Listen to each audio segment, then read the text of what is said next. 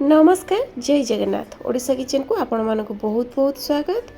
कंचा आंब प्रायतः एक खरा दिन रे ही देखा मिले ता छड़ा अलग जेकोसी सीजन रे या पाइबा बहुत मुश्किल प्रायतः मिलेनी।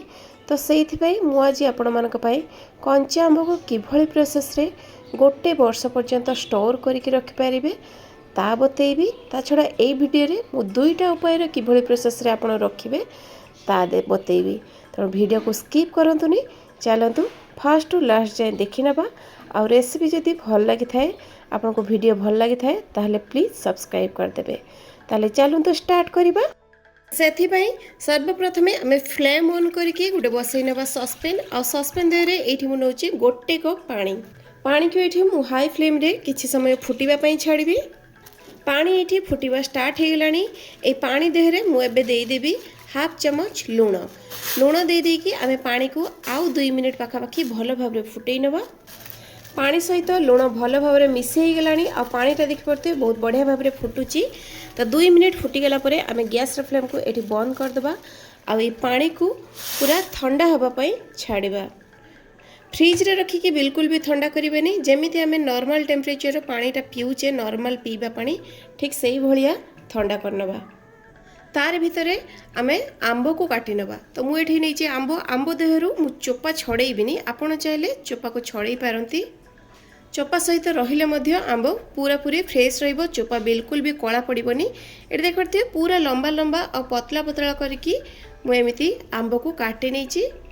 ए आंब को गोटे वर्ष स्टोर करिया पई एठी मु नै जाइचे गोटे काच्य परिष्कार जार को भल भाव धोइबे तापरे खरा रे सुखेबे जेमती बिल्कुल भी आधरे पानी बा मॉइस्चर न रही जाए। एठी जो आंब को आमे काटिकी रखिथिले पूरा पतला पतला पीसेस रे लंबा लंबा पीसेस रे ए आंब को आमे जार भितरे रखि दबा। एपटे जो आमे पानी नैथिले पानीटा बहुत बढ़िया भाव रे ठंडा हे जाइची। एबे लूण पानी को कोन करिबा ना आमे जार देहरे ढाली दबा। पूरा बुड़ीला पर्यंत ढालिबे जेमती आंबटा पूरा पानी देहरे एमती बुड़ी की रोहे। और पूरा फुल पानी ढाली सारा परे आमे ताकू तार घोड़णी को बंद कर दबा। आ याकू आमे फ्रीजर रे रखिबानी नॉर्मल फ्रिज रे ही रखिबा।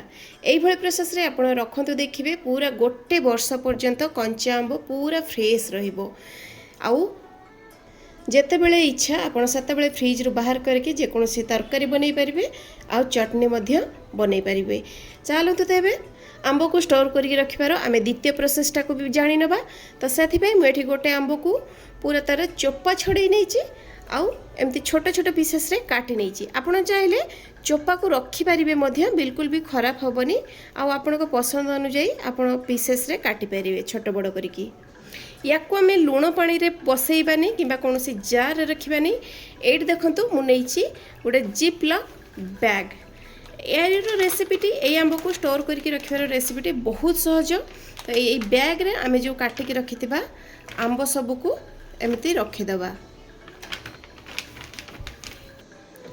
रखि देकी तार एमती लॉक कर देबा जरी को। आ एमिति आपण याकू फ्रिज रे रखिबानी। याकू आमे कोन करिबा ना फ्रीजर रे रखिबा। प्रथम ठारू द्वितीय प्रोसेसटा बहुत सुविधा। आपण चाहिले एमिति रखि परिबे आ गोटे वर्ष पर्यंत कंचा आंबर मजा नै परिबे।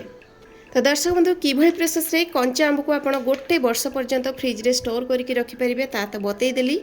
तो एई भली भाव रे कंचा आंब को रखंतु आ वर्ष जाक आंबर मजा पांतु। तो पुणी देखाबा आ गोटे नुआ वीडियो रे आ गोटे नुआ रेसिपी सहित। से पर्यंत रहउची नमस्कार बाय जय जगन्नाथ।